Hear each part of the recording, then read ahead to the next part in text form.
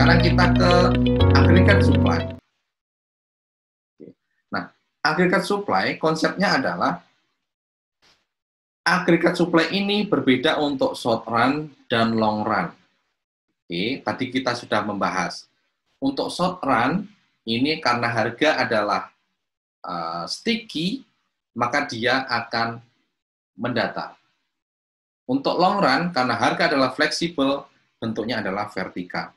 Oke, sekarang kita bahas yang long run aggregate supply dulu. Oke. Bentuknya adalah seperti ini, vertikal. Oke. Kalau ada AD, berarti keseimbangannya ada di sini. Oke. Perpotongan antara AD dan AS, berarti keseimbangan. Y-nya di Y bar, harganya di P1. Misalnya, naiknya money supply, yang tadi telah kita bahas, akan menghasilkan kurva AD ke atas. Sehingga timbul keseimbangan baru, outputnya di Y bar, P-nya di P2. Oke, itu long run aggregate supply. Ingat ya, Y-nya adalah tetap. Sekarang short run aggregate supply. Kita lihat, short run aggregate supply adalah dia horizontal, yang menunjukkan adanya sticky price. Kalau ada AD, inilah keseimbangannya, P bar dan Y1. Saat money supply-nya naik, AD bergeser ke atas, sehingga terjadi keseimbangan baru di sini, dan Y-nya naik dari Y1 ke Y2. Price-nya tetap, Y-nya naik dari Y1 ke Y2. Gitu ya. Nah, di awal tadi kita sudah membahas bahwa ada suatu pergeseran dari short run ke long run. Ya. Nah, kalau perekonomian dalam keadaan keseimbangan, maka perpotongan antara long run dengan AD, gitu ya, perpotongan antara long run dengan AD di titik ini sama dengan perpotongan antara short run dengan AD. Berarti semuanya akan berpotongan di titik ini. Itu adalah keseimbangan dalam jika perekonomian berada dalam keseimbangan jangka panjang. Nah, namun kita tahu bahwa dalam short run itu ada fluktuasi gitu ya. Kadang Y, kadang output. Tadi kan kita sudah membahas gitu ya. Kita ulangi lagi. Ini adalah level Y bar-nya. Kita sebut sebagai Y bar ya, yang garis trend ini. Garis trend ini adalah garis Y bar yang menunjukkan Y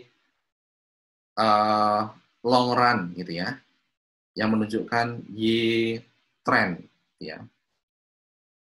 Kadang Y-nya itu di atas Y bar, kadang di bawah Y bar.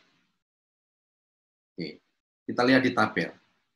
Jika di dalam short run, Y-nya ini, oke, tidak muncul. Y-nya ini lebih besar daripada Y bar, maka nanti harga itu akan naik. Sehingga nanti menyebabkan Y-nya ini akan kembali ke Y bar. Ya. Saat Y kurang dari Y bar di titik ini gitu ya. Maka ini Y price akan turun hingga keadaannya adalah Y sama dengan kembali ke Y sama dengan Y bar. Demikian seterusnya gitu. Itulah yang menyebabkan mengapa walaupun dia berfluktuasi, namun fluktuasinya itu masih sekitar trennya. Masih sekitar Y trend yang ditunjukkan dari solo model kita di pertemuan sebelumnya gitu ya. Karena apa? Karena saat Y-nya itu tinggi, nanti akan diikuti dengan kenaikan price sehingga Y-nya kembali.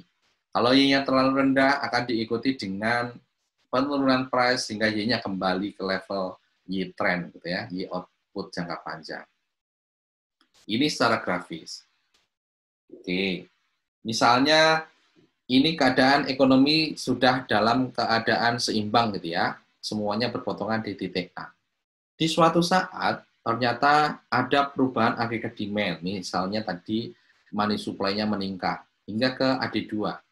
Keseimbangannya ada di B sekarang, Y2. Namun dalam jangka panjang, harga itu akan naik, hingga Y-nya kembali lagi ke Y bar. Ya gitu ya. Jadi C-nya ini adalah long run equilibrium-nya. Y-nya kembali ke Y bar dengan tingkat harga yang lebih tinggi. Oke, gitu ya. Demikian juga misalnya nih, nggak ada. Demikian juga misalnya Y-nya ternyata turun ke sini. Oke, anggaplah ini AD3 gitu ya. Sehingga keseimbangan ada di sini. Maka sesuai dengan konsep kita sebelumnya, harga itu akan turun seterusnya hingga dia ke Y bar gitu ya. Y trend, Y dalam jangka panjang, keseimbangan jangka panjang.